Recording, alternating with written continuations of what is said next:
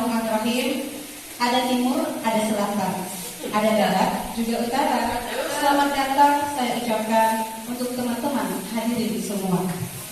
Assalamualaikum warahmatullahi wabarakatuh.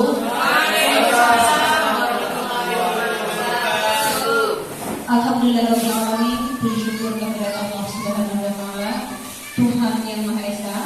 Karena di siang hari ini kita masih diberikan kesempatan, nikmat, kesehatan, sehingga kita bisa berkumpul di tempat ini dalam keadaan sehat walafiat. Lalu yang seakidah dengan saya, marilah sama-sama kita mengucapkan sholawat dan salam dengan mengucapkan Allahumma sholli ala Sayyidina Muhammad wa ala ali Sayyidina Muhammad. Semoga dengan banyak-banyak bersolawat kita mendapatkan syafaat dari beliau di hari yaumil akhir kelak. Amin, amin, ya rabbal alamin. Yang terhormat Ibu Kepala Sekolah SDN 23 Panai Tengah yang sudah hadir bersama kita di sini. Kemudian yang terhormat juga Bapak Ibu Guru SDN 23 dan staf tata usaha SDN 23 yang hadir di kesempatan kali ini. Bapak-bapak dan ibu-ibu hadirin sekalian, adapun susunan acara kita pada siang hari ini pada tanggal 25 Oktober 2023 dalam acara Diseminasi Budaya Positif yang akan disampaikan oleh salah satu rekan kita dari SDN 23 Panai Tengah, yaitu yang pertama, pembukaan oleh pembawa acara yang telah saya sampaikan. Yang kedua, menyanyikan lagu Indonesia Raya yang akan dipandu oleh Ibu Lina Herawati Simatupang SPDK. Yang ketiga, kata sambutan yang akan disampaikan oleh Ibu Kepala Sekolah SDN 23 Panai Tengah, yaitu Ibu Nurbaya Batubara SPD. Acara selanjutnya yaitu acara inti. Acara inti yang akan disampaikan oleh Bu Juli Yusniarsi Homik SPD sebagai calon guru penggerak angkatan 9, yaitu Diseminasi Budaya Positif yang nanti akan kita simak dan ikuti secara bersama-sama.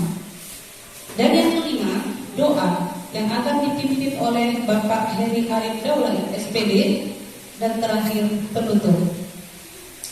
Bapak Ibu hadirin sekalian yang terhormat, untuk mempersingkat waktu masuklah kita acara yang kedua, yaitu menyanyikan lagu Indonesia Raya yang akan dipimpin atau dipandu oleh Ibu Lina Herawati Simatupang SPDK. Kepada Ibu kami persilakan. Mohonkan dengan hormat kepada Bapak Ibu hadirin sekalian untuk berdiri.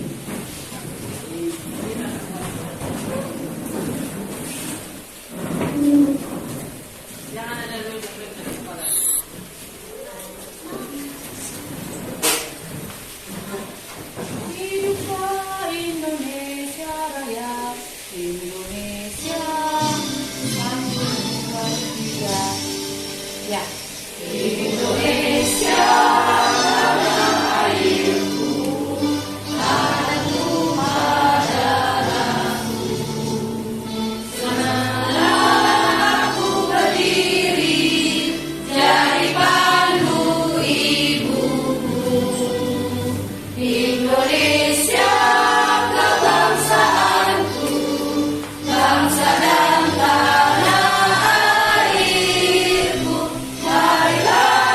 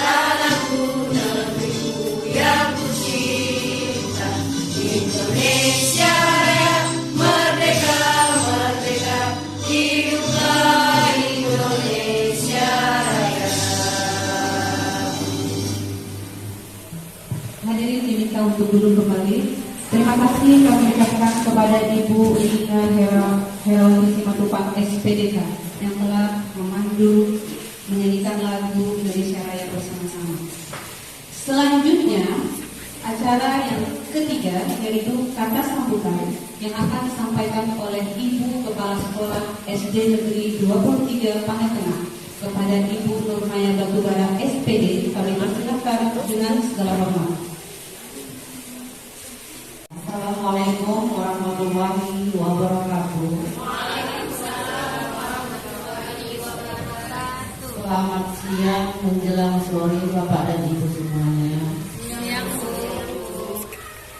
Hari ini kita membantu teman kita, saudara kita, teman sejawat kita, guru CGP Angkatan 9 atas nama Juli Yusria Sihombing SPD CGP Angkatan 9 Kabupaten Labuhan Batu.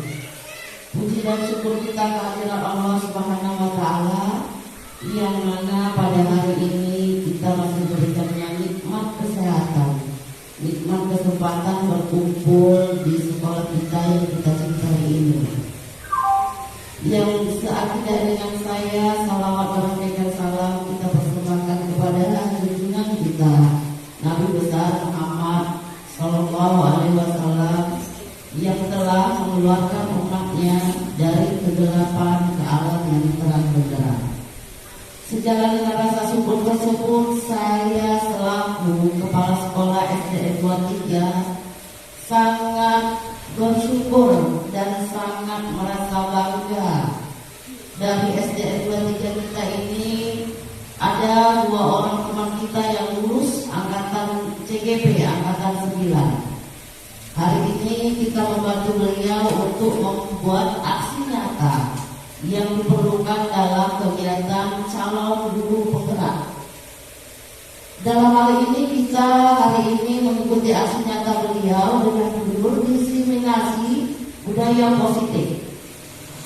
Diseminasi budaya positif ini sangatlah penting adanya di sekolah, karena itu akan membuat anak-anak kita atau siswa kita mempunyai suatu budaya yang bisa berkelanjutan ke arah yang lebih baik. Salah satu contohnya, mereka tidak lagi memikirkan hal-hal untuk ejek-mengejek temannya. Dan yang lain hal contohnya adalah mereka mempunyai budaya 3S atau 5S ya.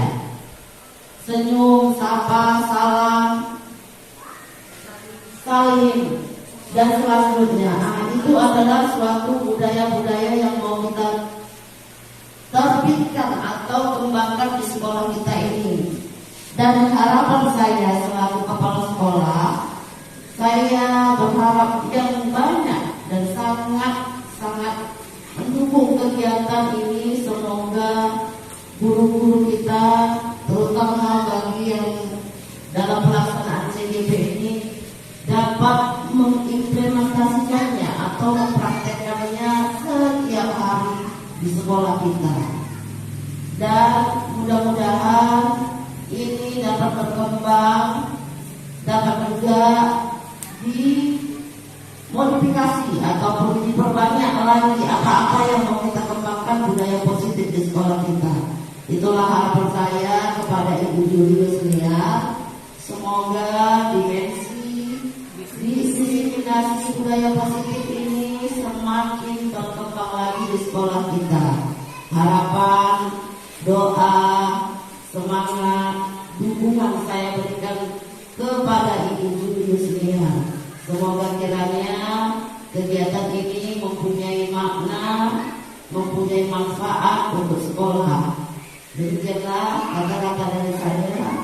Saya akhiri wabillahi taufiq wal hidayah. Assalamualaikum warahmatullahi wabarakatuh. Terima kasih banyak kami ucapkan kepada Ibu Kepala Sekolah SD Negeri 23 Pangetengah yang telah memberikan kata sambutan sekaligus arahan, bimbingan dan juga motivasi untuk kami semua, terkhusus untuk rekan kami yang mengikuti CGP Angkatan 9 yaitu Ibu Juli Sunyasi Homin SPD. Dan Bapak Ibu hadirin sekalian, masuklah kita kepada acara inti, yaitu acara diseminasi budaya positif yang akan dipaparkan oleh teman kita, yaitu Ibu Juli Yusnia Homin SPD. Kepada Ibu Juli selaku CGP Angkatan 9, kami persilakan waktu dan tempat.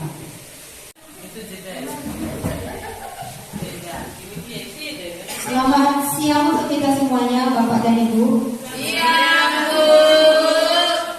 Terima kasih saya ucapkan atas kesempatan ini, di mana kita masih diberi kebersamaan untuk dalam mengikuti kegiatan yang akan saya sampaikan.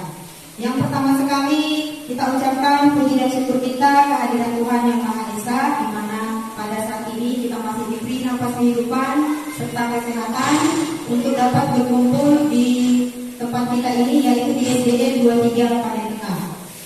Nah, kemudian yang saya hormati Ibu Kepala Sekolah SDN 23 Panen Tengah, dan yang saya hormati Bapak dan Ibu guru semuanya yang ada di SDN 23 Panen Tengah, dan yang saya hormati juga yaitu Ibu Operator SDN 23 Panen Tengah. Baiklah Bapak Ibu, hari ini di sini pada tanggal 25 Oktober tahun 2023 di hari Rabu.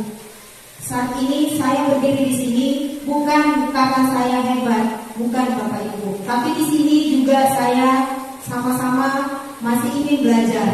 Nah, pada saat ini saya akan memaparkan yaitu tentang diseminasi budaya positif yang telah kami laksanakan dalam program pendidikan calon guru penggerak angkatan 9. Nah, adapun nanti yang sudah saya dapatkan ilmu dari Bapak fasilitator saya, yaitu Bapak Ali Jaro JK SPD, dan Bapak pendamping saya yaitu Bapak Jafar Sidik Rambe SPD NPD. Nah, saya akan menyampaikan apa yang sudah saya dapatkan kepada semua rekan-rekan yang ada di ruangan ini, dengan harapan mudah-mudahan dengan saya berbagi kita akan membentuk kolaborasi yang lebih kuat untuk mewujudkan sekolah kita ini menumbuhkan rasa ataupun menumbuhkan diseminasi budaya positif yang lebih lagi untuk perbaikan sekolah kita ini, yang nantinya akan memberikan perubahan yang baru baik itu terhadap kita sendiri maupun terhadap anak didik kita. Sebelum saya masuk ke materi, kita akan ice breathing ya Bapak Ibu. Masih semangat Bapak Ibu? Semangat. Iya. Mana semangatnya? Ini semangatku. Oke, sekali lagi ya. Mana semangatnya Bapak Ibu? Iya, bagus. Nah, untuk ice breathing saya akan mengajak Ibu Nur Hamida dengan Ibu Hidawati.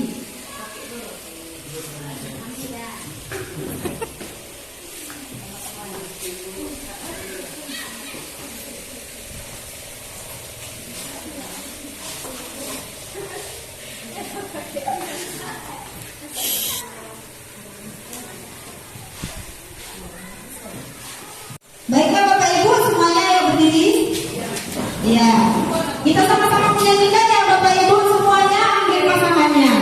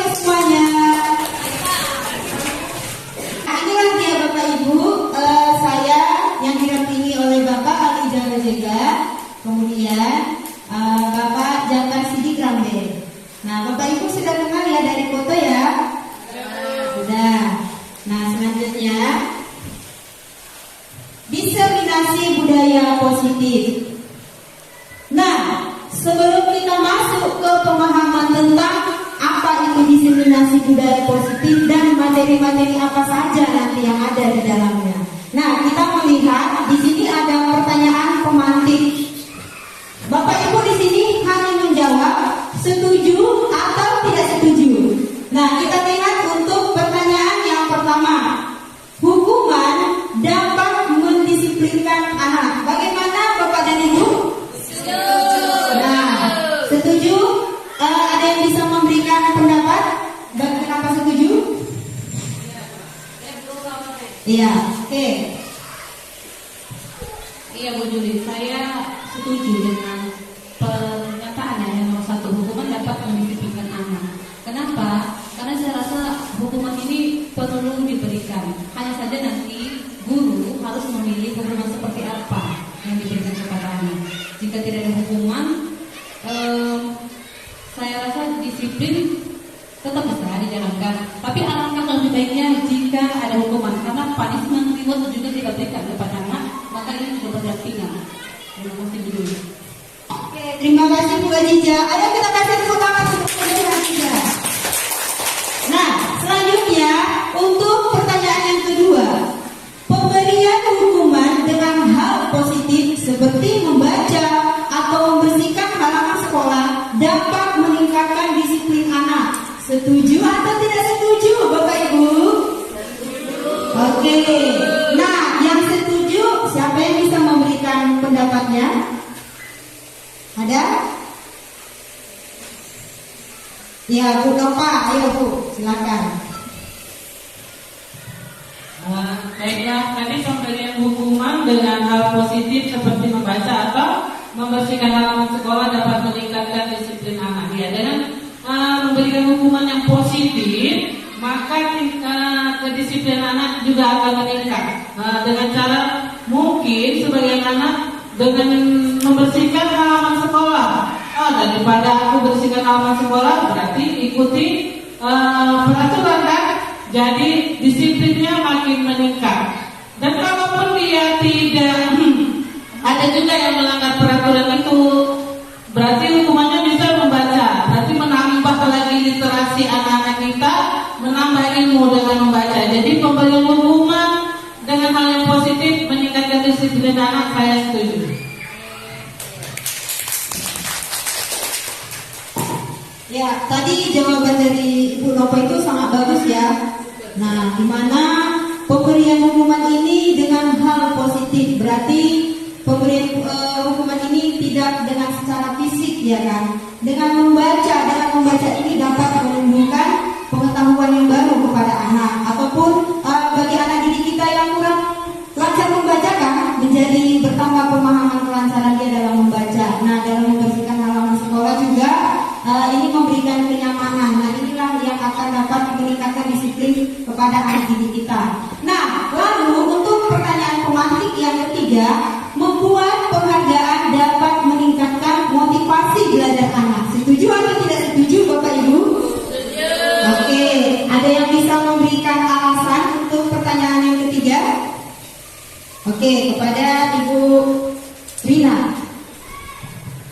Ya, terima kasih atas kesempatannya. Di sini saya ingin mencoba menjawab untuk pertanyaan pemantik yang nomor 3, bahwasanya memberikan penghargaan kepada peserta didik itu dapat meningkatkan motivasi belajar anak. Saya setuju dengan pernyataan ini karena menurut saya anak-anak apabila kita berikan hadiah ataupun misalnya paling sederhananya kita berikan dia pujian, maka motivasi belajarnya akan semakin meningkat. Tapi perlu diingat juga dalam pemberian penghargaan ini tidak bisa kita gunakan dalam jangka waktu panjang, karena mereka nanti akan terbiasa kalau nggak diberikan hadiah, mereka nggak mau lagi belajar seperti itu. Pemberian hadiah ini bisa kita berikan dalam jangka waktu yang pendek atau tertentu saja. Jangan setiap ada tugas kita berikan penghargaan kepada mereka. Seperti itu menurut saya, Ibu. Oke, kita kasih tepuk tangan untuk Bu Rina. Wah, dari jawaban Ibu semuanya tadi sangat bagus ya.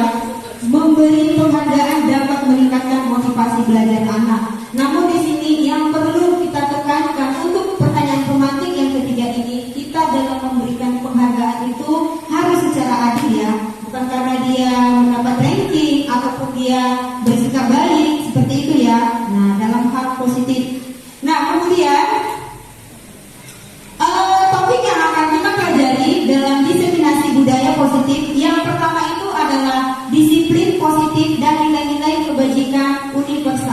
Yang kedua, teori motivasi, hukuman, dan penghargaan restitusi. Yang ketiga, keyakinan kelas. Yang keempat, kebutuhan dasar manusia. Yang kelima, posisi kontrol, ada 5 nanti di sini. Kemudian yang keenam adalah segitiga restitusi. Baiklah Bapak Ibu, kita akan masuk perubahan paradigma. Nah, kegiatan kepala tangan. Kita lihat bersama-sama ya, ada A dan B. Nah, katakanlah A ini adalah saya atau kita sendiri. Nah, dan B ini adalah teman kita. Sobeklah secari kertas kecil, tuliskan benda atau sesuatu yang sangat berharga untuk Anda. Letakkan di salah satu tangan Anda dan genggam benda atau sesuatu tersebut dengan segala daya. Buatlah sebuah kepalang. Teman Anda B akan mencoba dengan sekuat tenaga dengan berbagai cara untuk meminta Anda memberikan benda tersebut. B bisa membujuk, lalu mengancam, menghardik, merayu, menyuap, apa saja agar dapat membuka kepala tangan Anda. Nah, ayo Bapak Ibu, coba kita ambil secari kertas. Ayo. Lalu tuliskan pada kertas itu sesuatu yang berharga bagi kita. Udah?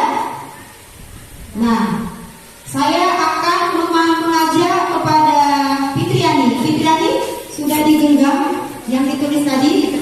Sudah. Oke, ayo silakan maju.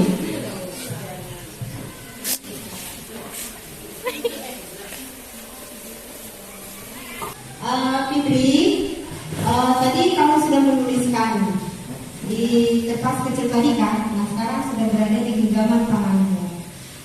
Fitri, bisa nggak itu dibuka?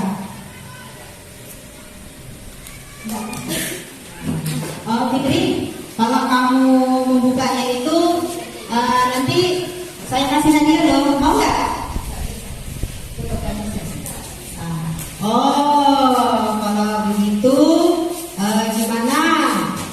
Kamu mau buka atau saya laporkan sama ibu kepala sekolah bahwa tadi pagi kamu terlambat masuk ke kantor? Ayo, pilih mana? Tetap nggak mau dibuka? Atau gini Fitri, kalau kamu mau buka, saya nanti mau traktir kamu makan di mana saja yang kamu suka. Tetap nggak bisa dibuka karena ini ada nasi di dalam. Atau gini, nanti saya kasih kamu duit. Kamu mau berapa? Mau 500? Mau 1 juta? Bagaimana? Oke, tetap juga ya. Nah, kira-kira Fitri kenapa sih kamu nggak mau membuka? Karena dalam program ini, dalam program ini ada rahasia. Oke, ya silakan dulu Fitri. Nah, itulah tadi dia Bapak Ibu. Kertas kecil yang ada di kepala tangan si Fitri tadi tidak mau membuka. Nah, artinya di sini adalah bahwa si Fitri ini sedang dikendalikan ataupun sedang dikontrol oleh diri dia sendiri, bukan orang lain. Karena apa? Karena kontrol diri, kendali yang kita miliki sendiri itu adalah kendali yang mempunyai tujuan. Iya kan Bapak Ibu? Nah, kita lihat selanjutnya perubahan paradigma ini pada teori kontrol, teori pilihan saat ilusi kontrol. Nah, yang pertama itu adalah ilusi guru mengontrol murid. Ilusi bahwa kritik dan membuat orang merasa bersalah dapat menguatkan karakter. Kemudian ilusi bahwa semua penguatan positif, efektif dan bermanfaat. Ilusi bahwa orang dewasa memiliki hak untuk memaksa. Nah, sekarang kita lihat untuk teori kontrol pada teori pilihan. Pada ilusi kontrolnya yang pertama itu adalah ilusi guru mengontrol murid. Nah, di sini pada dasarnya kita tidak dapat memaksa murid untuk berbuat sesuatu jika murid tersebut memilih untuk tidak melakukannya.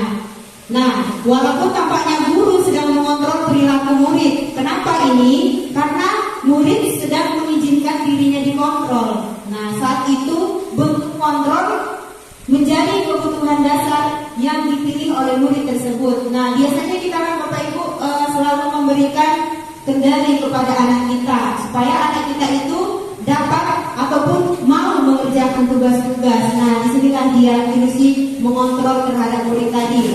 Nah, lalu melakukan karakter. Nah, menggunakan kritik dan saran seseorang untuk mengontrol murid ini menuju pada identitas gagal. Nah, mereka belajar untuk merasa buruk tentang diri mereka. Mereka mengembangkan dialog diri yang negatif. Kadang-kala sulit bagi guru untuk mengidentifikasi bahwa mereka sedang melakukan perilaku ini. Karena apa? Karena seringkali kita sebagai guru cukup menggunakan suara halus untuk menyampaikan pesan negatif. Nah, terkadang penyampaian pesan negatif ini bahasanya itu negatif. Misalnya seperti ini, kita sampaikan kepada murid, nah, kamu ya nak ya,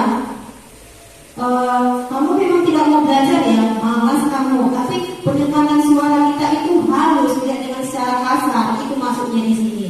Nah, lalu perubahan paradigma teori kontrol. Nah, ini adalah ilusi bahwa semua penguatan positif, efektif dan bermanfaat. Nah, di sini adalah segala usaha yang kita lakukan untuk mempengaruhi murid ini agar mengulangi suatu perilaku tertentu adalah suatu usaha untuk mengontrol murid tersebut.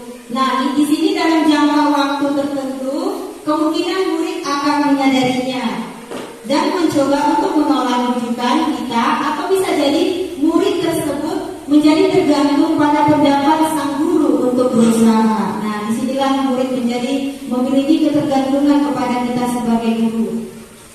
Nah, lalu ilusi kontrolnya bahwa orang dewasa memiliki hak untuk memaksa. Nah, banyak di sini kita sebagai orang dewasa percaya bahwa mereka memiliki tanggung jawab untuk membuat murid-murid berbuat hal tertentu. Nah, apapun yang dilakukan dapat diterima selama ada sebuah kemajuan berdasarkan sebuah pengukuran kinerja. Pada saat itu pula orang dewasa akan menyadari bahwa perilaku memaksa tidak akan efektif untuk jangka waktu panjang. Nah, dan sebuah hubungan permusuhan akan terbentuk.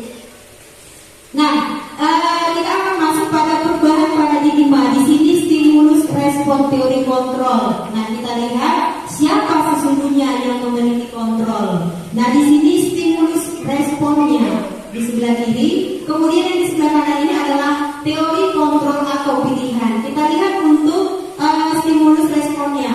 Kita mencoba mengubah orang agar berpandangan sama dengan kita. Nah, bagaimana untuk teori kontrol pilihannya itu?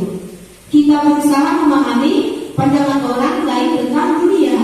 Nah, lalu berikutnya perilaku buruk dilihat sebagai suatu kesalahan. Nah, lalu untuk teori kontrolnya itu semua perilaku itu memiliki tujuan. Nah, kemudian saya bisa mengontrol orang lain. Lalu pada teori kontrolnya hanya Anda yang bisa mengontrol diri Anda. Nah, kemudian pemaksaan ada pada saat rujukan gagal. Nah, teori kontrolnya ini kolaborasi dan konsensus menciptakan pilihan-pilihan baru. Lalu yang terakhir model berpikir menang atau kalah. Nah, teori kontrol di sini adalah model berpikir menang. Nah, dan menang seperti itu. Nah, apakah makna disiplin? Nah, kita akan masuk pembahasan tentang disiplin. Bapak Ibu, ada yang bisa memberikan pendapat apa itu disiplin? Ya, Bu Ida. Apakah makna disiplin? Kalau menurut saya disiplin itu melakukan sesuatu sesuai dengan peraturan yang diterapkan, misalnya di sekolah, yaitu harus datang tepat waktu jam 7.30 misalnya. Jadi anak itu harus datangnya jam 7.30. Itu yang dimaksud dengan disiplin, tepat waktu. Oke, terima kasih Bu Ida. Nah, itu sudah sangat menggambarkan makna disiplin yang disampaikan oleh Bu Ida itu ya. Di mana disiplin itu adalah adanya tadi sebuah aturan untuk memberikan disiplin terhadap si anak. Tadi datang tepat waktu dikatakan Bu Ida. Disiplin ini berasal dari bahasa Latin, yaitu disiplina, yang artinya belajar. Nah, makna asal dari kata ini berkonotasi dengan disiplin diri dari murid-murid. Ini adalah menurut Sokrates dan Plato. Nah, kemudian disiplin ini membuat orang menggali potensinya menuju sebuah tujuan apa yang dia hargai. makna disiplin telah berubah menjadi sesuatu yang dilakukan seseorang pada orang lain untuk mendapatkan kepatuhan. Kecenderungan umum adalah menghubungkan kata disiplin dengan ketidaknyamanan, bukan dengan apa yang kita hargai atau pencapaian suatu tujuan mulia. Nah, Bapak Ibu, disiplin ini sudah selalu kita terapkan di sekolah kita. Nah, di mana kita datang ke sekolah tepat waktu, kemudian kita juga melakukan jadwal piket di sekolah kita. Nah, ini adalah bagian dari disiplin. Sama terhadap dengan murid-murid kita di kelas kita masing-masing.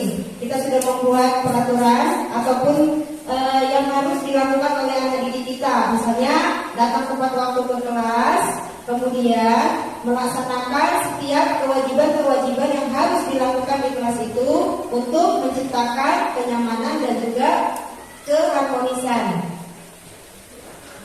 Nah, adapun di sini nilai-nilai kebajikan universalnya, nilai-nilai kebajikan ini adalah sifat-sifat positif manusia yang merupakan tujuan mulia yang ingin dicapai setiap individu. Nah, nilai-nilai ini bersifat universal. Kemudian dan lintas bahasa, suku bangsa, agama maupun latar belakang. Nah, di sini setiap perilaku atau perbuatan memiliki tujuan. Ini adalah menurut Dr. William Glasser pada teori kontrol pada tahun 1984. Nah, dengan mengaitkan nilai-nilai kebajikan yang tadi, yang sudah diyakini seseorang, maka motivasi intrinstiknya ini adalah motivasi yang berasal dari dalam diri seseorang akan terbangun sehingga menggerakkan motivasi dari dalam untuk dapat mencapai tujuan mulia yang diinginkannya.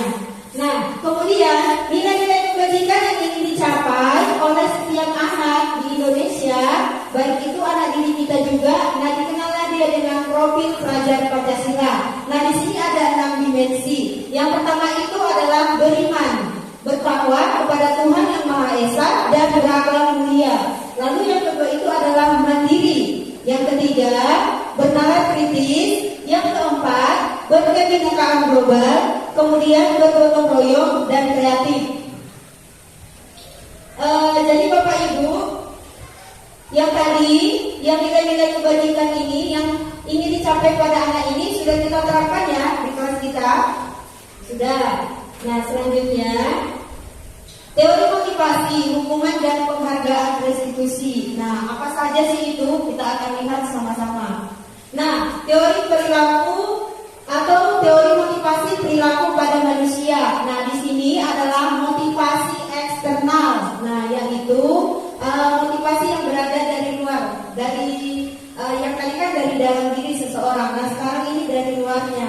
Nah, ini yang pertama untuk menghindari ketidaknyamanan atau hukuman. Nah, lalu kemudian apa yang menjadi sebuah pertanyaan di sini, yaitu apa yang akan terjadi apabila saya tidak melakukannya. Nah, lalu kemudian di sini yang kedua untuk mendapatkan imbalan dari orang lain atau institusi. Nah, di sini yang menjadi pertanyaannya adalah apa yang akan saya dapatkan apabila saya melakukannya.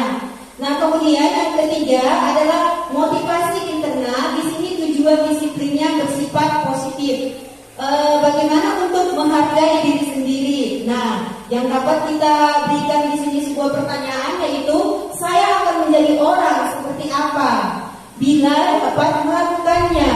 Nah, kemudian selanjutnya motivasi manakah yang saat ini paling banyak mendasari perilaku murid-murid di sekolah kita ini? Nah, itu motivasi eksternal. Nah, di mana anak didik kita selalu menginginkan seperti itu kan. Nah, kemudian di sini adalah gambar Bapak Ki Hajar Dewantara. Nah, di sini Bapak Ki Hajar Dewantara beranggapan tentang merdeka. Apa itu merdeka? Nah, merdeka itu artinya tidak hanya terlepas dari perintah, akan tetapi juga cakap buat memerintah diri sendiri.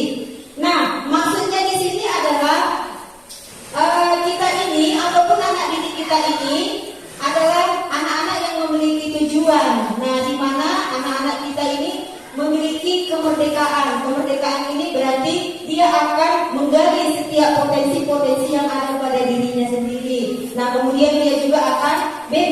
mengekspresikan ataupun melakukan yang memang itu adalah minat dia sendiri. Nah, kemudian dihukum oleh penghargaan. Nah, apa saja sih bagian-bagian dari dihukum oleh penghargaan ini? Nah, dihukum oleh penghargaan bahwa penghargaan ini berlaku sama dengan hukuman. Nah, dalam arti meminta atau membujuk seseorang melakukan sesuatu untuk memenuhi suatu tujuan tertentu. Nah, dari orang yang meminta yang sudah membujuknya. Nah, dengannya maka ada faktor ketergantungan dengan yang itu tadi. Nah, kemudian beberapa dampak dari pemberian penghargaan.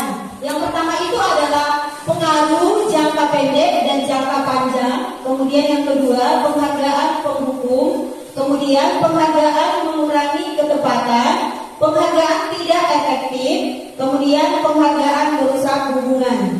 Nah, inilah dia dihukum oleh penghargaan itu. Jadi ada 5 di sini dampak yang terjadi dari pemberian hukuman tadi. Nah, kemudian penghargaan menurunkan kualitas. Nah, lalu penghargaan mematikan kreativitas. Kemudian penghargaan ini dapat mengurangi motivasi intrinsik. Jadi ini sudah jelas ya. Karena dihukum ini, maka hal inilah yang dapat terjadi dampaknya tadi. Nah, kemudian bentuk program kebajikan atau apresiasi. Dalam memberikan apresiasi, nah di sini perlu kita lihat beberapa hal. Yang pertama itu adalah beri pengakuan secara khusus, kemudian beri pengakuan secara pribadi, lalu beri pengakuan kepada semua murid. Nah, di sini secara bergantian kita berikan pengakuannya, kemudian beri pengakuan secara konsisten, kemudian fokus pada proses. Ada pun di sini contoh pengakuan ataupun apresiasi kebajikan. Nah, bisa kita lihat di sini adalah pembuka. Nah, pembuka yang terdapat di sini kemarin saya perhatikan. Lalu apa nilai kebajikannya di sini? Yaitu rasa empati. Rasa empatimu besar sekali. Nah, kemudian situasinya bagaimana? Yaitu pada saat menolong murid baru di kelas kita. Nah, lalu yang kedua itu saling menghargai. Nah, bagaimana nilai kebajikannya di sini? Yaitu kepedulian. Nah, situasi apa yang digambarkan di sini? Yaitu pada saat kamu membantu teman-temanmu di tugas kelompok. Nah, lalu yang ketiga itu adalah terima kasih. Nah, ini adalah sebuah ucapan terima kasih. Lalu bagaimana dengan nilai kebajikannya? Yaitu rasa tanggung jawabmu. Nah, disinilah dia nilai kebajikannya. Kemudian situasi apa yang terjadi di sini? Yaitu pada saat kamu memungut kertas-kertas yang berserakan di lantai. Nah, sehingga dia adalah nilai kebajikannya. Lalu dengan pembuka ucapan terima kasih. Hukuman dan konsekuensi. Kita lihat sama-sama ya. Yang pertama itu hukuman ini katanya bersifat terencana atau tiba-tiba.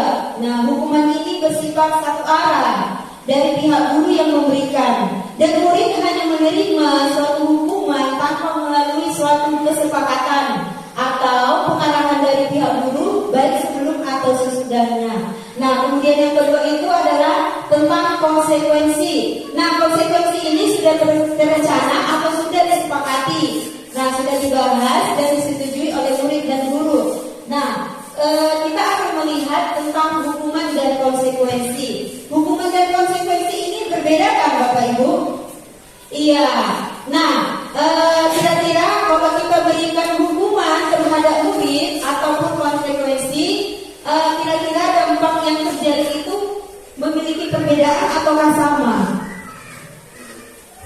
Iya, sudah pasti beda kan? Di mana hukum ini akan membuat anak didik kita itu menjadi anak yang tidak memiliki aturan, ataupun di sini kita akan menimbulkan berbagai hal-hal yang bersifat negatif. Nah, sementara untuk konsekuensi ini adalah mengajarkan kepada anak didik kita untuk menjadi anak yang bertanggung jawab seperti itu.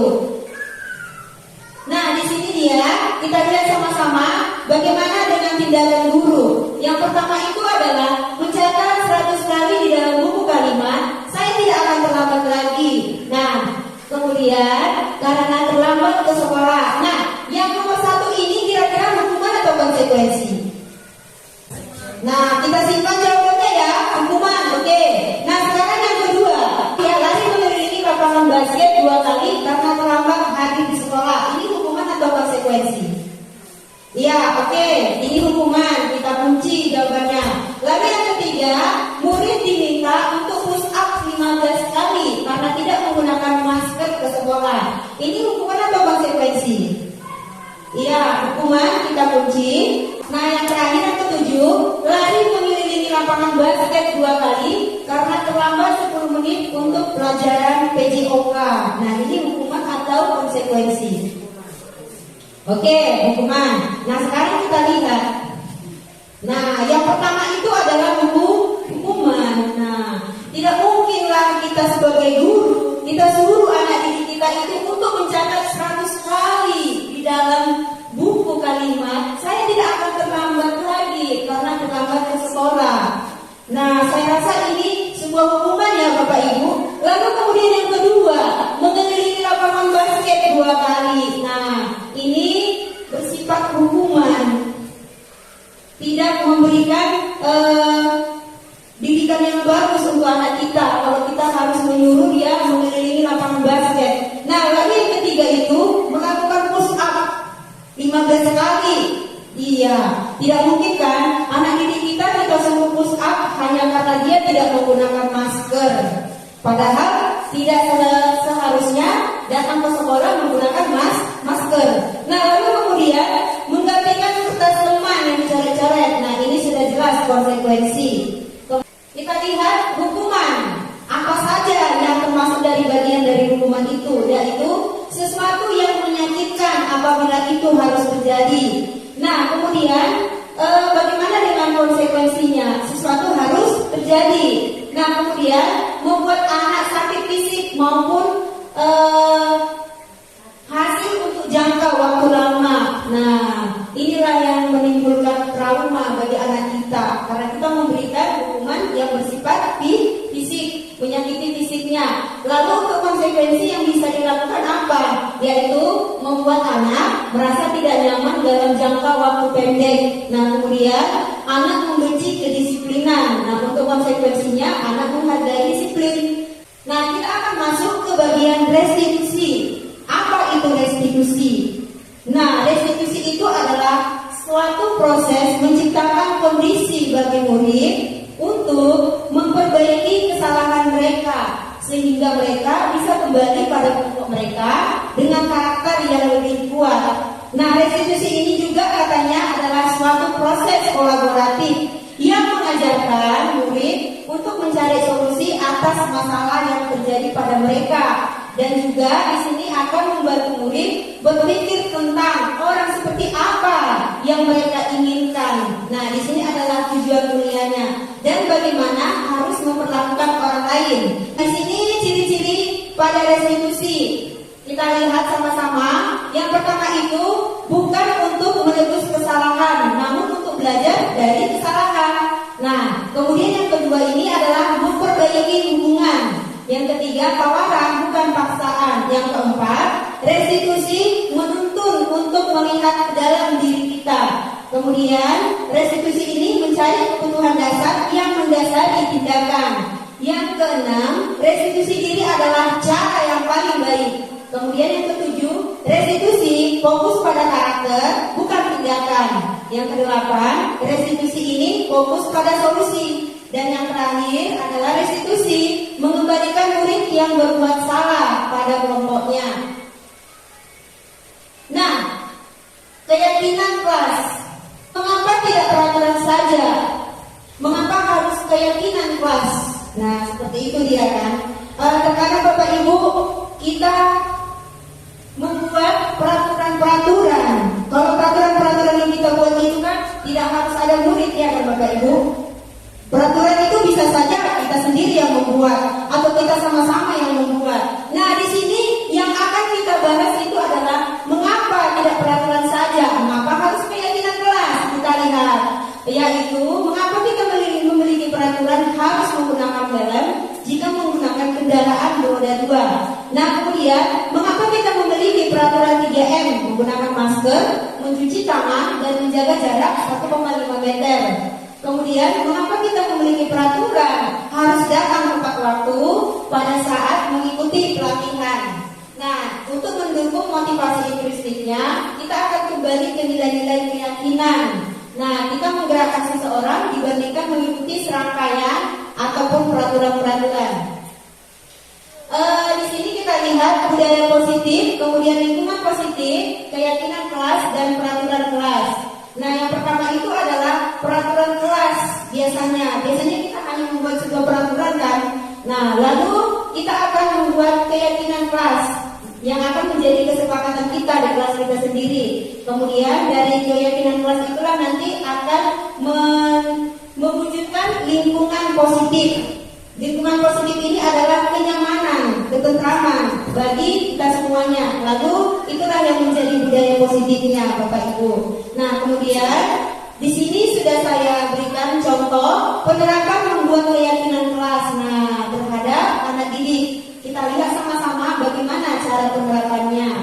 Nah, yang pertama itu kita akan memberikan sebuah sticky note kepada anak didik kita. Lalu anak didik kita ini akan menuliskan apa saja yang akan menjadi keyakinan kelas. Nah, setelah itu mereka menempelkannya di papan tulis. Kemudian dari keseluruhan dari semua keyakinan kelas yang sudah tertempel, kita akan memilih ataupun menyesuaikan. Terkadang di sini Bapak Ibu ada jawaban-jawaban yang sama, jadi kita satukan yang sama itu. Dan cara membuat keyakinan kelas ini pun tidak harus banyak. Nah, ini biasanya ini hanya terdiri dari 4 sampai dengan 7 keyakinan yang harus kita buat.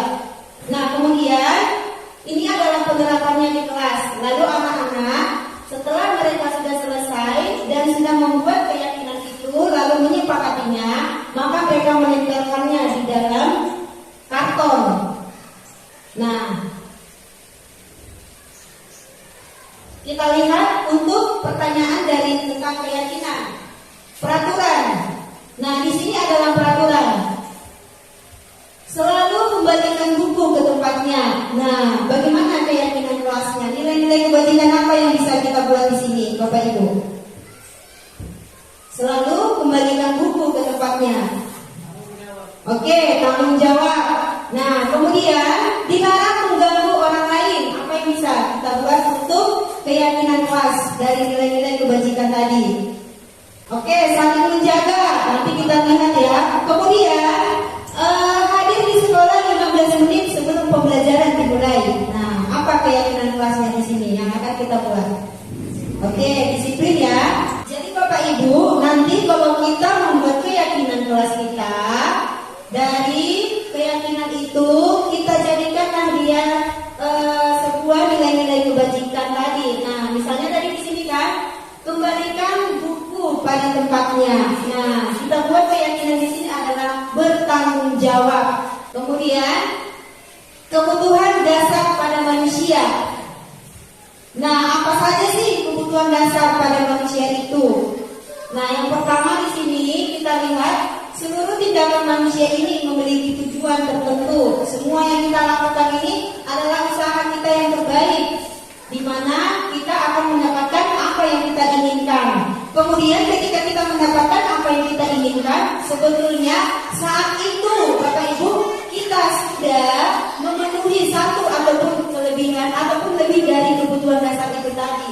Nah, sama dengan kita Bapak Ibu sebagai guru, apabila kita menginginkan hal-hal dari murid kita bersifat positif, sebenarnya sudah lebih dari satu itu kebutuhan dasar yang ada pada diri kita sendiri.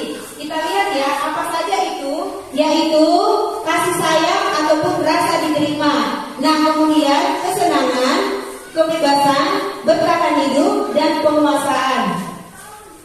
Nah, yang pertama di sini adalah kebutuhan untuk bertahan hidup, yaitu kebutuhan ini sifatnya biologis. Untuk bertahan hidup ini misalnya kesehatan, rumah, dan makanan. Yang kedua adalah kasih sayang dan rasa diterima. Nah, disinilah dia bagaimana seseorang itu akan mendapatkan kasih sayang dan rasa diterima. Nah, di sini akan kebutuhan dasar kasih sayang dan rasa diterima yang biasanya ini yang ingin dia sukai ataupun yang ingin dia terima dari lingkungannya. Nah, mereka juga akrab dengan orang tuanya. Kemudian yang ketiga adalah penguasaan kebutuhan pengakuan atas kemampuan. Nah, kebutuhan ini katanya berhubungan dengan kekuatan untuk mencapai sesuatu yang menjadi kompeten, menjadi terampil, diakui atas prestasi dan keterampilan kita, didengarkan dan memiliki rasa dihargai. Nah, selanjutnya yang keempat itu adalah penguasaan atau kebebasan. Di sini adalah kebutuhan akan pilihan. Nah, bagaimana dengan kebutuhan akan pilihan untuk kebebasan ini? Yaitu kebutuhan akan kemandirian, lalu otonomi, memiliki pilihan dan mampu mengendalikan arah hidup seseorang. Nah, anak-anak dengan kebutuhan kebebasan yang tinggi menginginkan pilihan. Mereka banyak bergerak, suka mencoba-coba, tidak terlalu berpengaruh orang lain dan senang mencoba hal baru dan menarik.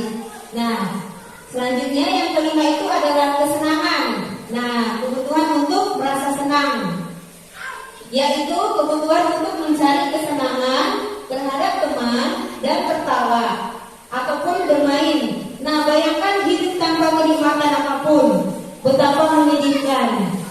Ini sangat jelas ya Bapak Ibu. Apabila kita tidak mendapatkan kenikmatan dalam hidup, pasti akan terasa ada yang kurang seperti itu kan. Nah, kemudian di sini ada sebuah pertanyaan. Nah, kita lihat sama-sama ya. Ibu Ani, guru kelas 5 di SD Pelita Hati, sedang bingung menghadapi ulah salah satu murid di kelasnya, yaitu Agus. Beberapa anak telah datang dan mengeluhkan Agus yang seringkali meminta bekal makan siang mereka dengan paksa. Nah, jika kita ataupun jika Anda menghadapi situasi seperti yang dirasakan ataupun yang dialami oleh Ibu Ani, apa yang akan Anda lakukan? Nah, menurut Anda, kira-kira apa alasan Agus melakukan hal itu? Nah, kita akan mengkaitkan ini berdasarkan dari kebutuhan dasar pada diri manusia. Nah, Bapak Ibu, kalau kita di posisi Ibu Ani ini, kira-kira apa yang akan kita lakukan? Ya, Bu Nova. Kalau saya di posisi Ibu Ani, untuk menghadapi Agus yang pertama dilakukan adalah memanggil Agus secara pribadi, antara berdua, tidak di depan teman-temannya, untuk menanyakan kenapa tingkah si Agus ini seperti itu. Mungkin kalau kita berdua dengan si Agusnya, dia bisa jujur alasan dia itu memaksa mengambil bekal temannya itu kenapa. Yang pertama dilakukan itu. Mungkin dari saya itu pendapat saya. Oke, kita kasih juga aplaus untuk Bu Nova. Nah, sudah sangat jelas ya. Kita sendiri pun kalau di posisi Ibu Ani ini sudah pasti kita akan memanggil si anak itu secara pribadi ya kan. Kita biasanya memanggil anak itu tidak di hadapan murid-muridnya untuk memberikan nasihat, karena itu tidak bagus ya kan. Nah, kita akan memanggil dia, kita akan ajak ke kantor. Nah, di sini kira-kira apa alasan Agus melakukan hal itu? Nah, kita akan lihat sama-sama. Dan berdasarkan dari 5 kebutuhan dasar manusia tadi. Nah, di sini adalah yang pertama, apabila jawaban Agus karena dia lapar dan orang tuanya tidak membawakannya bekal makanan, maka di sini kebutuhan dasar yang si Agus inginkan itu adalah bertahan hidup. Nah, lalu kemudian apabila jawaban Agus karena dia senang temannya, jadi dia memperhatikannya. Nah, di sini kebutuhannya itu adalah cinta dan kasih sayang. Nah, kebutuhan untuk diterima. Kemudian apabila jawaban Agus adalah dia merasa hebat karena temannya jadi takut dan menuruti keinginannya. Nah, kebutuhan yang di sini adalah penguasaan. Nah, penguasaan atas kemampuan yang dia miliki. Kemudian apabila jawaban Agus karena dia merasa bosan dengan bekal makanan yang dibawakan oleh ibunya. Nah, karena dia selalu membawakan bekal makanan yang sama. Nah, kebutuhan dasar yang diinginkan si Agus di sini adalah kebutuhan akan pilihan. Lalu yang terakhir, apabila jawaban Agus adalah karena iseng, nah diambilnya makanannya, maka di sini kebutuhan dasar yang diinginkan si Agus itu adalah kesenangan. Nah, itulah dia tadi dari contoh kasus. Nah, sekarang kita akan masuk 5 posisi kontrol guru. Nah, sebelumnya Bapak Ibu, untuk memahami apa saja sih 5 posisi kontrol guru ini, saya ingin mengajak Bapak dan Ibu semuanya kita sama-sama menonton video.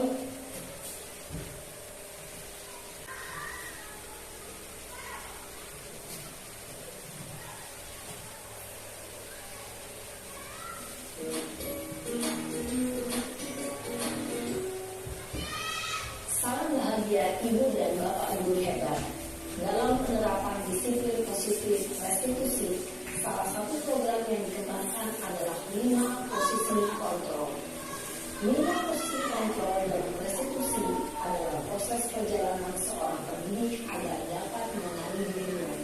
Pada video kali ini, kita akan membahas tentang 5 posisi kontrol yang dikembangkan oleh Diane Gosser dan contoh penerapannya.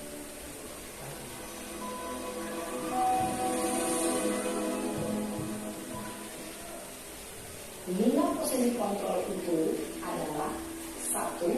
Posisi penghukum, 2. Posisi pembuat merasa bersalah, 3. Posisi tenang, 4. Posisi pemantau atau monitor, dan 5. Posisi manajer. Untuk lebih memahami kelima posisi tersebut, mari kita saksikan kasus Maren yang terlambat hadir 20 menit di sekolah dan melihat bagaimana kelima posisi kontrol dalam menghadapi masalah tersebut.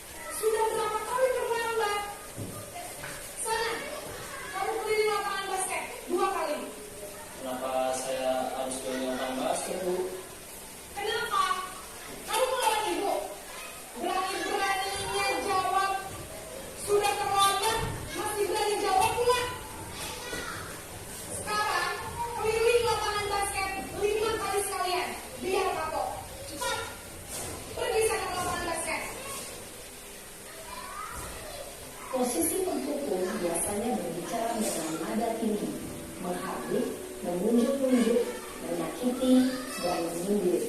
Hukuman bisa berupa fisik maupun psikis. Ibu dan Bapak Guru hebat, dampak yang terjadi pada murid ketika guru berada pada posisi penghukum adalah murid cenderung akan memberontak, bahkan menyimpan dendam.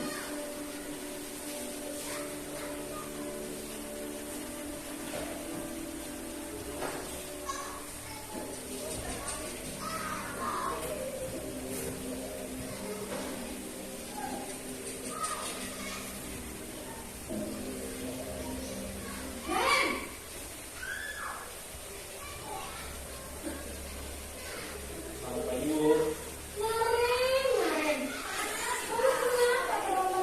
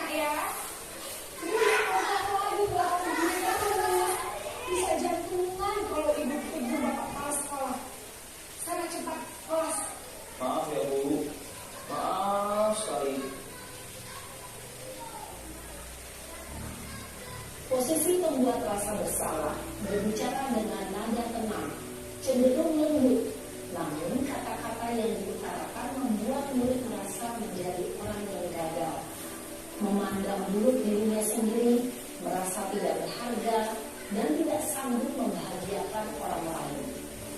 Ketika guru mengambil posisi pembuat rasa bersalah, murid akan memandang dirinya yang bersalah dan ia akan menyimpan emosi negatif tersebut di dalam dirinya.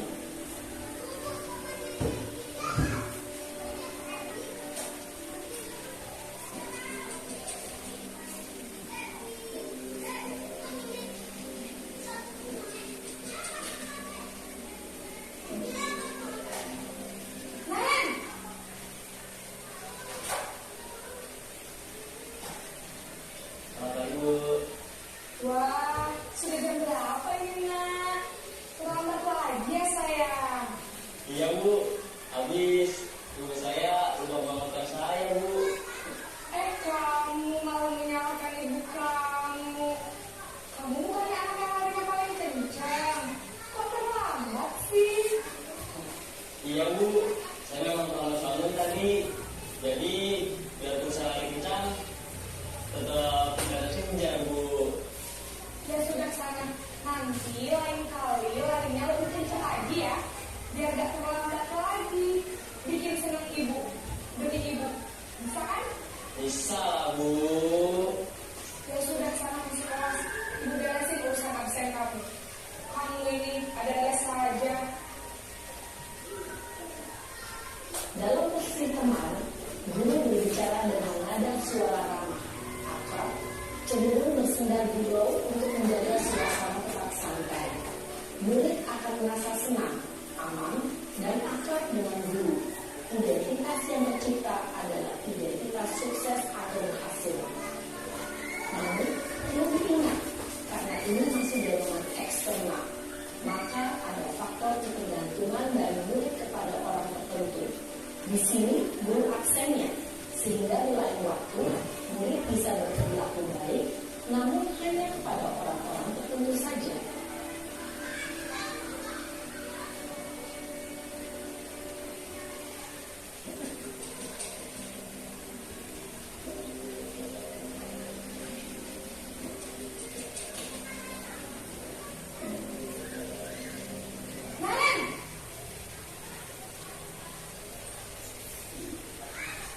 Selamat pagi, Bu.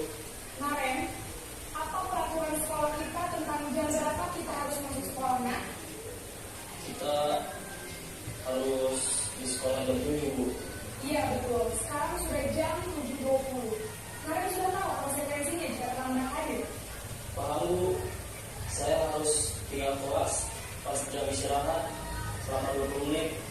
Iya benar, konsekuensinya demikian. Jadi nanti jam 9.30 pas istirahat, kamu harus tinggal di kelas, kerjakan tugas tambahan untuk ketertinggalan kamu, ya? Baik, Bu.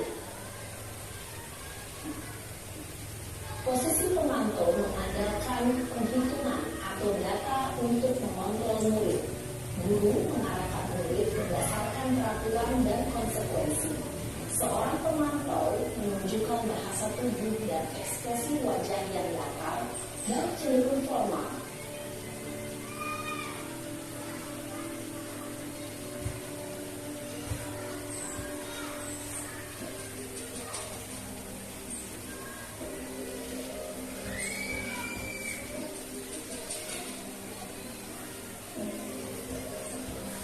Naren!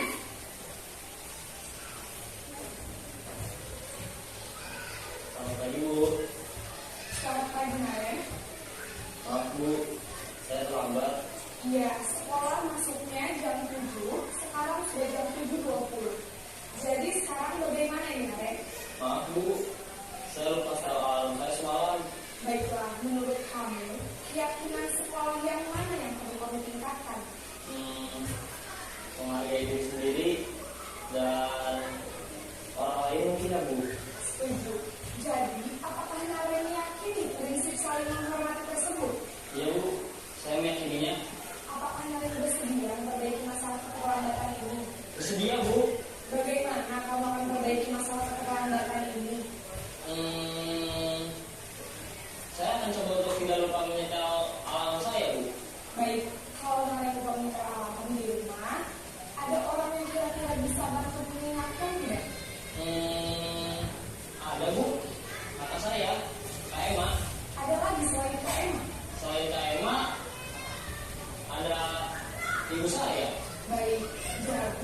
mengingatkan Andre adalah Kak Emma dan ibu kalian.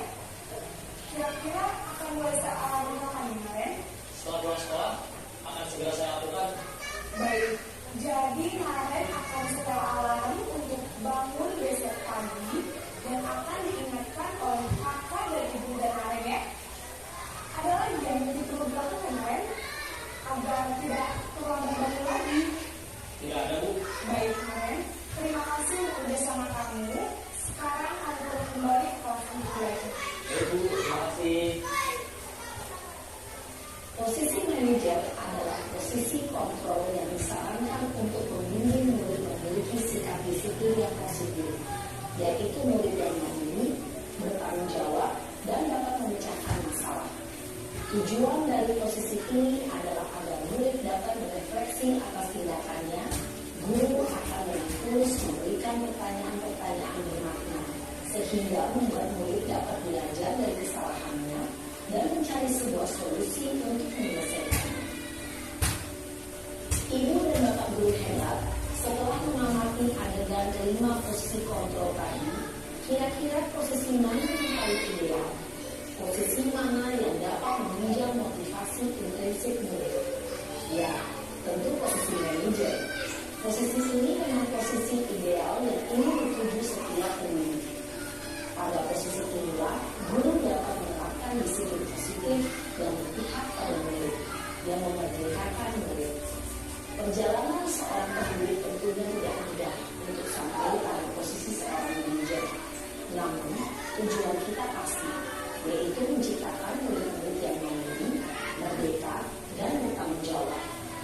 Semoga penggambaran 5 posisi kontrol yang telah diperlihatkan ini dapat menjadi ajang refleksi bagi kita semua, agar dapat terus mengasah dan menerapkan disiplin positif yang memerdekakan murid. Mari terus berlatih dan bersemangat. Selamat menerapkan. Salam dan bahagia Ibu dan Bapak Guru hebat.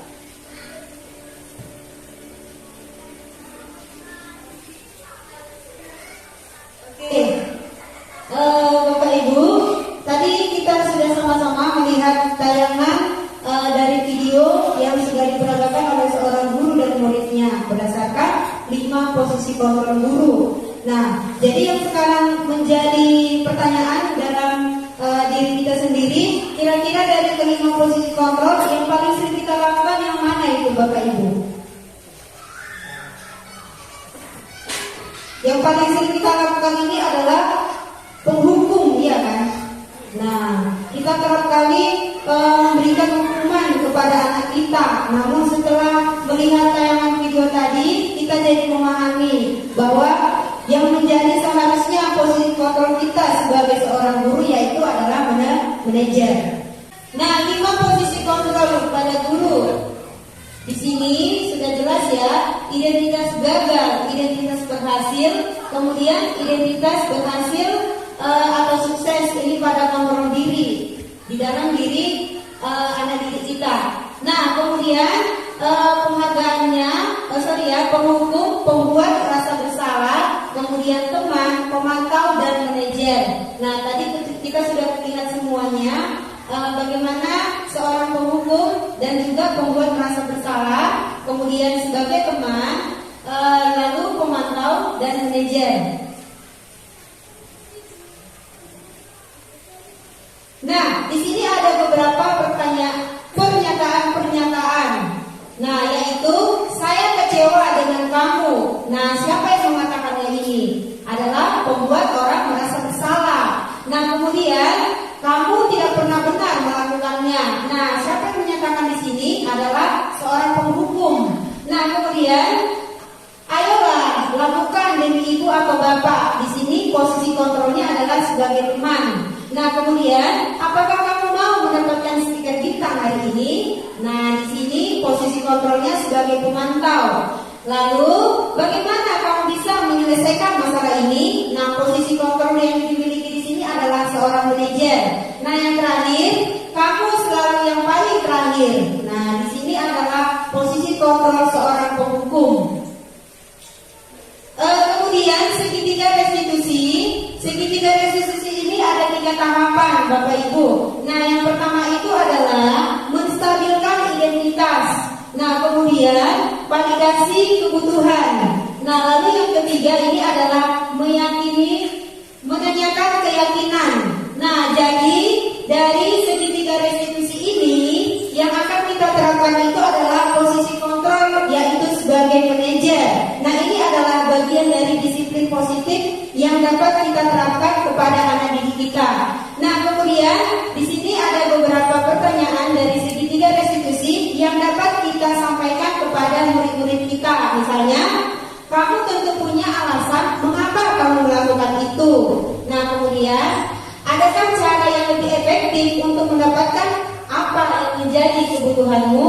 Nah, kemudian setiap orang pasti pernah melakukan kesalahan. Nah, kamu bukan satu-satunya orang yang pernah melakukan kesalahan itu. Nah, lalu nilai-nilai apa yang telah kita sepakati? Nah, disinilah nanti dia akan mengarahkan nilai-nilai dari keyakinan yang sudah kita sepakati bersama di kelas dengan anak didik kita. Nah, yang terakhir, kamu ingin menjadi orang seperti apa? Nah, itulah tadi ya Bapak Ibu penjelasan dari budaya positif, yaitu tentang disiplin positif yang dapat kita terapkan di sekolah kita ini. Nah, baik itu berdasarkan dari posisi kontrol kita sebagai seorang guru maupun kebutuhan dasar apa yang harus kita penuhi terhadap anak didik kita sendiri ataupun terhadap kita sendiri sebagai rekan-rekan guru di sini. Nah, kita akan masuk ke intervensi 30 menit atau kita akan masuk intervensi 30 detik. Nah, Bapak Ibu, di sini ada beberapa pertanyaan-pertanyaan. Nah, apakah kamu ingin berbuat lebih baik? Nah, saya ingin intervensi 30 detik ini ada kira-kira Bapak Ibu yang ingin memberikan jawaban dari intervensi 30 detik ini. Kira-kira yang mana yang akan Bapak Ibu bisa sampaikan? Oke, silakan Bu.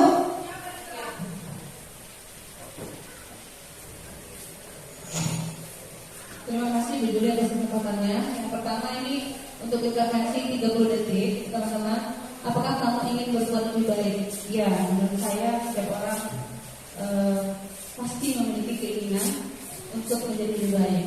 Lalu, apakah saat ini kamu sedang menjadi orang yang sedang menginginkan? Kalau saya, ya Bu Julia, saya selalu berusaha untuk menjadi versi terbaik. Selalu berusaha tentunya kalau menemukan kesalahan kita perbaiki terus menerus seperti itu. Manusia kan adalah orang yang belajar sepanjang hayat. Dua saja dulu yang saya tanggapi, mungkin rekan-rekan yang lain lebih cukup saja. Oke, kita kasih tepuk tangan untuk Bu Indonesia. Nah, ayo Bapak Ibu, ada lagi kira-kira yang ingin memberikan ataupun memberikan masukan maupun kesimpulan dari pembelajaran tentang budaya positif. Oke, silakan Bu Ida. Yang sudah kita bahas sama Bu Budi sore ini, maka di sini saya berterima kasih, saya akan menyampaikan dari catatan yang sudah saya buat. Kesimpulan dari sini semua yaitu disiplin positif adalah suatu pendekatan untuk menerapkan disiplin dari dalam diri anak tanpa hukuman dan hadiah. Yang kedua, teori motivasi ada 3 yaitu untuk menghindari ketidaknyamanan atau hukuman untuk mendapatkan imbalan dari orang lain, untuk menghargai diri sendiri. Kemudian kebutuhan dasar manusia ada 5 yaitu kebutuhan untuk bertahan hidup, cinta dan kasih sayang, kebebasan, kesenangan dan kekuasaan. Kemudian yang keempat ada 5 posisi kontrol guru yaitu penghukum, pembuat rasa bersalah, sebagai teman, sebagai pemantau atau monitor. Kemudian yang terakhir yaitu sebagai manajer. Dan posisi yang paling baik kita terapkan adalah sebagai posisi manajer. Yang dapat saya sampaikan ya. Terima kasih Ida, untuk Ida. Wah, dari jawaban-jawaban yang tadi ataupun kesimpulan yang sudah Ibu sampaikan itu adalah sebuah masukan ataupun pembelajaran yang nantinya akan dapat kita terapkan di sekolah kita ini. Nah, kemudian di sini saya akan memberikan penerapan. Nah, Bapak Ibu, di sini setelah saya sudah mempelajari tentang kelima posisi kontrol guru. Nah, yang harus kita lakukan lakukan itu adalah sebagai seorang manajer. Nah, inilah penerapan yang sudah saya lakukan di kelas saya terhadap anak murid saya. Nah, di sini anak murid saya ini sedang terlambat. Jadi saya memberikan mengajak anak saya untuk datang ke kantor menjumpai saya. Nah, disinilah saya lakukan itu posisi saya sebagai manajer. Nah, dengan menstabilkan identitas, validasi tindakan yang salah, kemudian menanyakan keyakinan. Nah, Bapak Ibu dapat nanti ditonton tayangan videonya ya. Nanti akan saya kirim linknya. Nah, kemudian yang kedua juga saya lakukan hal yang sama dengan murid saya, melakukan kesalahan yang berbeda juga. Nah, di mana di sini anak didik saya itu yaitu namanya Tika, mendapatkan perlakuan yaitu diganggu oleh temannya ketika dia sedang mengerjakan tugas mandiri yang saya berikan. Nah, saya lakukan di sini segitiga restitusi, yaitu posisi kontrol saya sebagai manajer. Nah, lalu apa yang sudah dirasakan oleh anak saya sampai sekarang? Nah, perasaan yang sudah didapatkan oleh anak didik saya itu mereka sangat terbantu dan juga mereka menemukan jati diri mereka yang sesungguhnya. Nah, dari situ juga mereka dapat mengingat tentang keyakinan yang sudah kami buat dan membuat sebuah perjanjian untuk tidak melakukan kesalahan itu lagi. Nah, jadi refleksi di sini adalah hal baru yang mengubah paradigma saya yang saya dapatkan. Nah, kemudian perasaan apa yang muncul setelah mengikuti kegiatan diseminasi ini, khususnya mengenai makna disiplin dan motivasi intrinsik. Nah, ini adalah refleksi untuk kita, Bapak Ibu. Kemudian di sini sudah selesai, Bapak Ibu. Demikianlah yang dapat saya sampaikan dari diseminasi budaya positif yang sudah saya dapatkan selama saya mengikuti calon guru penggerak angkatan 9. Nah, demikianlah Bapak Ibu, saya ucapkan terima kasih atas waktu, kesempatan dan juga atas kerjasama yang baik dari semua rekan-rekan guru hebat di SDN 23 Pandai Tengah ini. Saya ucapkan selamat siang untuk kita semuanya. Saya kembalikan kepada moderator. Baik Bapak Ibu hadirin sekalian yang bahagia hari ini, masih semangat mengikuti acara? Iya, begitulah tadi pemaparan dari Bu Julius Niarsi Hombing SPD selaku calon guru penggerak angkatan 9.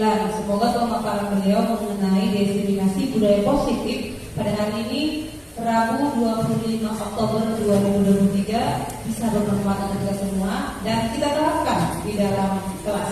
Sekali lagi Bapak Ibu tepuk tangan untuk Ibu Julius Niarsi Hombing SPD calon guru penggerak angkatan 9 Kabupaten Lamongan Batu. Dan selanjutnya agar acara kita ini mendapatkan berkah, marilah kita sama-sama berdoa. Untuk itu kami minta kepada Bapak dari Alidawala SPD untuk memimpin doa.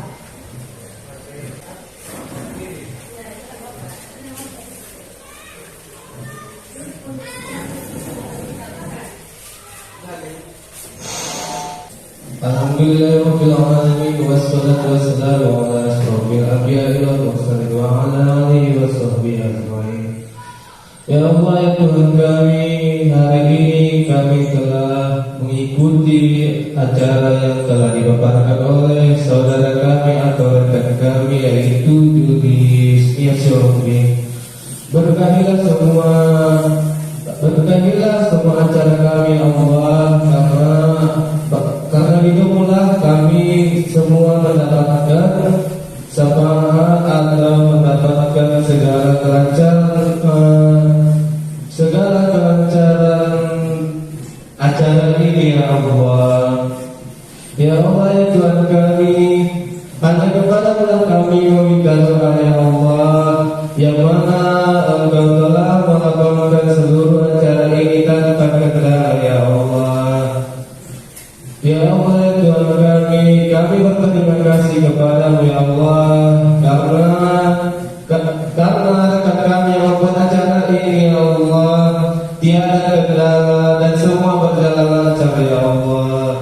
Rabbana atina fid dunya hasanah wa fil akhirati hasanah wa qina adzabannar. Walhamdulillahi rabbil alamin.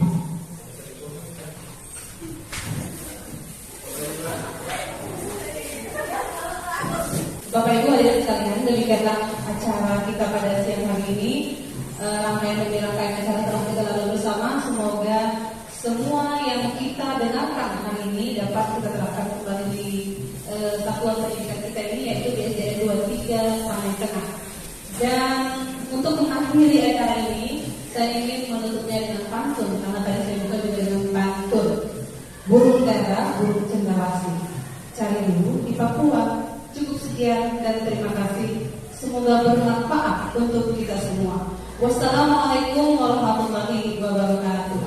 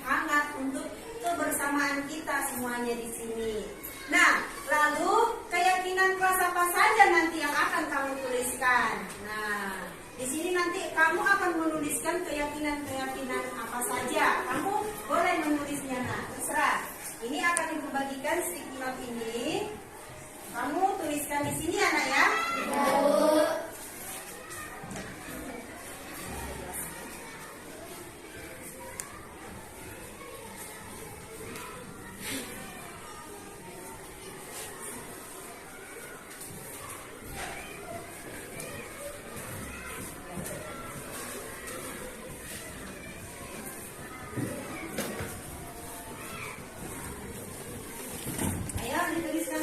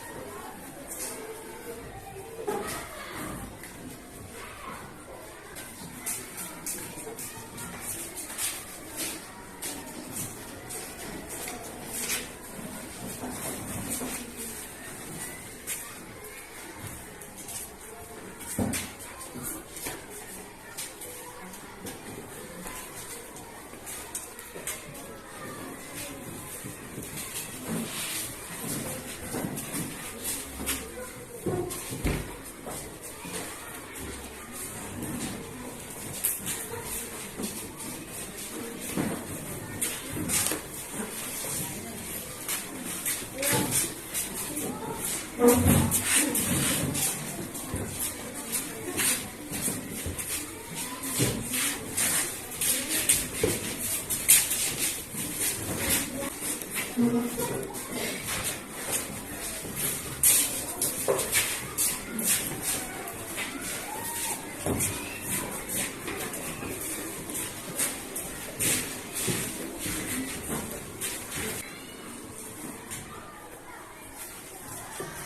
sudah semua melengkapkannya.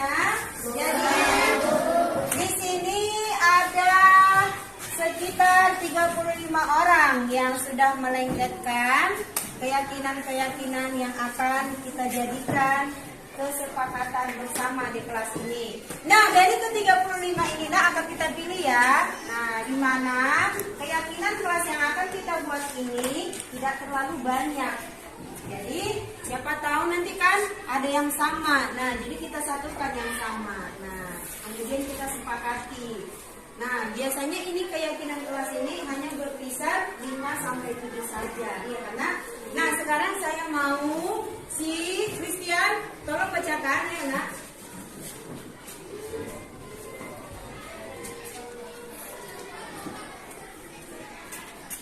Ya, dibacakan. Nama kita tidak boleh mengejek teman. Oke, tidak boleh mengejek teman. Kita buat di sini dulu ya. Nah, lanjut. Nama Raffi Al-Fatansyah. Berbicara sopan dan santun. Berbicara sopan dan santun. Masuk ke sini lah ya. Nama dia Damayanti Malam. Keyakinan kelas tidak boleh menggarai teman yang sedang mengerjakan tugas. Oke, tidak boleh menggarai teman. Terus. Nama Abigail tidak boleh mengejek teman. Tidak boleh mengejek teman. Ya, sama ya. Nama Christine melaksanakan piket kelas. Oke. Melaksanakan piket kelas. Yang baru dia ya, Nak ya. Nama Nurani tidak boleh mencuri barang teman. Tidak boleh mencuri. Ini yang baru ya. Iya. Merapikan meja supaya bersih dan rapi. Oke, masuk di bagian ini. Melaksanakan piket. Tidak boleh memukul meja, mencoret-coret meja. Ya. Tidak boleh mencoret-coret. Berarti di sini anak ya. Ya. Boleh mengejek orang tua. Ya, tidak boleh mengejek orang tua. Ya, masuk di sini. Tidak boleh mengejek teman. Mengejek teman. Lanjut. Tidak terlambat ke sekolah. Oke, masuk di sini. Tidak boleh berkata kotor. Tidak boleh berkata kotor. Tidak mengambil barang teman sedikit apapun. Oke, tidak boleh mengambil barang teman. Tidak boleh mengejek teman. Tidak boleh mengejek teman. Oke. Membuang sampah pada tempatnya. Nah, berarti melaksanakan piket ya. Oke. Nah, silakan dulu. Dan terima kasih ya, Nak, sudah membacakannya. Baiklah anak ibu. Di sini kita sudah mendapatkan kesamaan-kesamaan kita jadikan satu ya kan. Nah, yang di sebelah sini adalah keyakinan kelas tidak boleh berkata kotor, tidak boleh mengejek teman. Nah, satu nggak ini dia. Nah, lalu yang kedua tidak boleh mengganggu teman saat sedang belajar. Nah, di sini ada 3.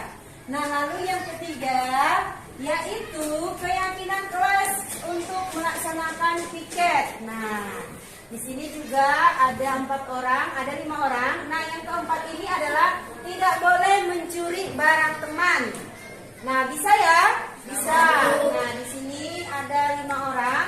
Lalu yang kelima, jika teman sedang berantem harus kita pisahkan. Bisa ya? Bisa. Bagus itu. Nah, lalu yang keenam, tidak boleh datang terlambat ke sekolah. Wah, ini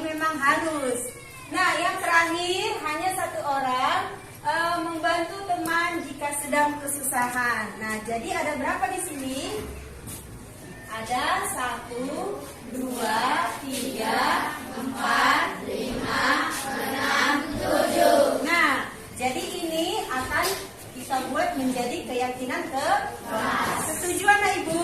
Setuju. Oke, semuanya setuju? Setuju.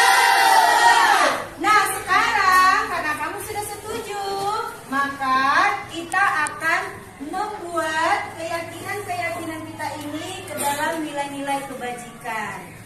Nah, nilai kebajikan apa saja itu? Misalnya disiplin, bergotong royong, saling menghargai, saling menyayangi, saling tolong menolong, terus berkomitmen, berprinsip, terus saling membantu, menyayangi, nah dan lain-lainnya. Nah, kita akan membuatnya ini nilai-nilai kebajikan.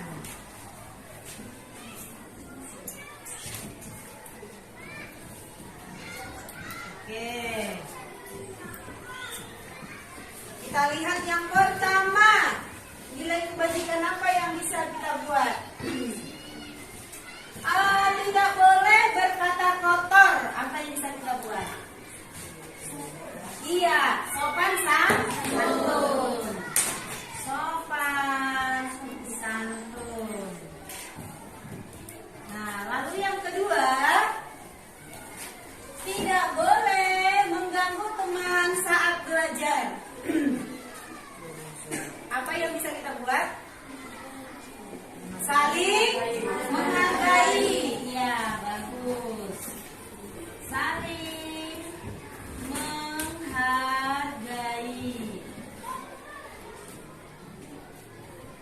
Nah, lalu yang ketiga, melaksanakan tugas piket. Apa yang bisa kita buat? Bertanggung jawab. Iya, bertanggung jawab. Wah, paham anak ibu ya?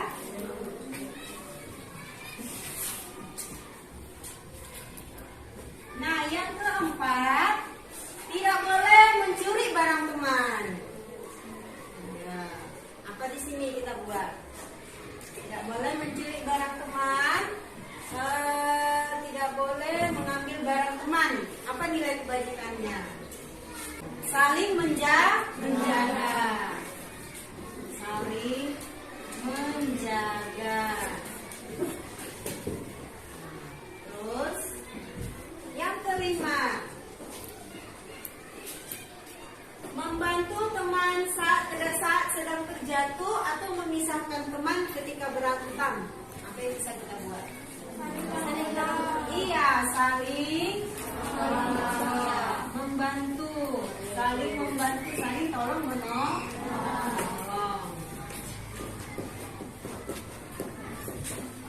Nah, lalu yang keenam, tidak boleh datang terlambat ke sekolah. Apa?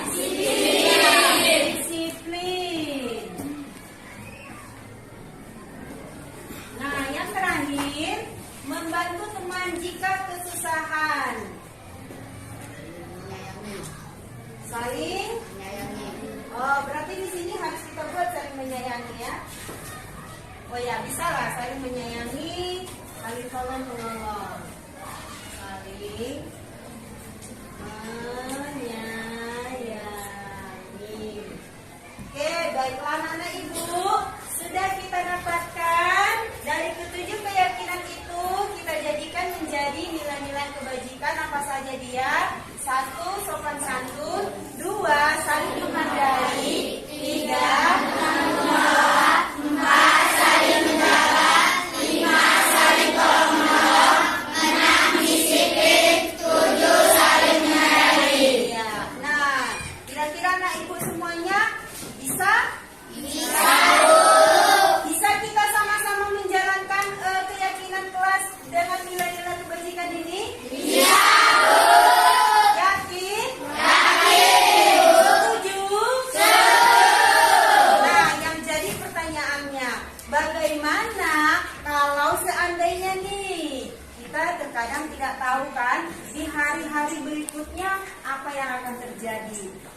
seandainya nih ada salah satu teman kamu yang melanggar dari nilai-nilai kebajikan ini yang sudah kita sepakati. Ayo, apa yang akan kita berikan? Kita berikan apa? Kita berikan hukuman. Tidak boleh ya. Hukuman itu tidak bagus untuk mendisiplinkan anak. Nah, yang bisa kita lakukan adalah memberikan konsekuensi. Nah, disinilah yang akan kita berikan. Nah, konsekuensinya apa itu? Nah, yuk, apa yang bisa kita berikan?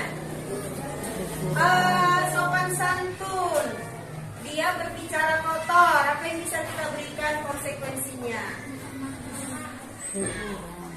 Meminta maaf ya. Meminta maaf. Meminta maaf. Dengan membuat catatan, ya kan? Nah, dia menuliskannya nanti di situ. Nah, lalu yang kedua, konsekuensi apa yang bisa kita berikan? Boleh ya membaca buku. Membaca buku. Nah, yang ketiga, misalnya dia datang terlambat, apa yang bisa kita berikan konsekuensinya? Sampah. Iya. Membuang sampah. Boleh ya? Nah, lalu yang keempat, apalagi yang bisa kita berikan konsekuensinya? Misalnya ada teman kamu yang tidak bisa menjaga barang temannya. Misalnya nih, dia mengambil ternyata. Apa yang bisa kita berikan? Iya, mengembalikan barang teman. Makin sama lah ini ya, lalu dia meminta maaf. Atau juga menggantikan apabila sudah rusak. Bisa? Setuju? Nah, sekarang nilai-nilai kebajikan yang menjadi keyakinan kita di kelas ini, inilah nanti yang akan kamu buat ke dalam sebuah karton ini. Di sini sudah ibu persiapkan. Sekarang kamu bekerja sama, kamu buat secantik mungkin sebagai kreasi kamu di kelas kita ini. Bisa? Bisa. Silakan dibuat nah. Yuk dibantu.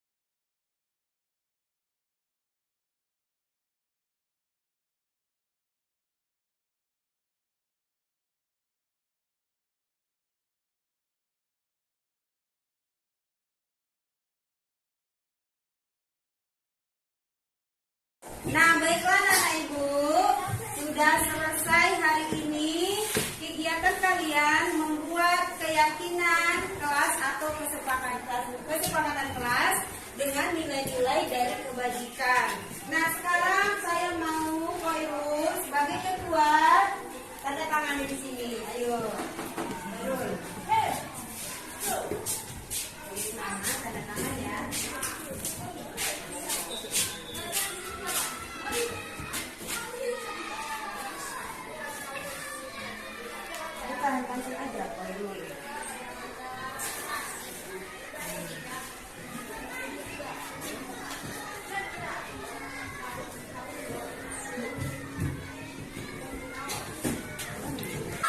Sudah ditandatangani Khairul ya sebagai ketua kelas di Nah, ini sudah ada hasilnya, anak ibu. Barusan kamu membuatnya dengan kerjasama yang bagus. Wah, hasilnya Chan. Jadi, keyakinan kelas 6A SDN 23 Panai Tengah ada 7. Berarti kita semua harus melaksanakan keyakinan kelas yang sudah kita buat bersama. Oke, setuju anak ibu? Jadi mulai hari ini sampai besok dan seterusnya, ini yang sudah kita sepakati keyakinan kita ini akan terus kita laksanakan. Nah, kita harus sama-sama saling menjalankannya. Nah, sekarang ini ditempelkan. Ayo, silakan anak ibu tempelkan di sini. Enak. Hai, perkenalkan nama saya Kristiana Benair Sembudon dan saya Atikia Labrita Padede. Kami dari kelas 6A SDN 23 Panai Tengah. Hari ini saya sangat senang sekali dan saya juga karena Ibu Juli sudah mengajari kami membuat keyakinan kelas. Kami sudah sepakat menjalankannya supaya kami menjadi anak yang disiplin, bertanggung jawab, saling menghargai, menyayangi, dan belajar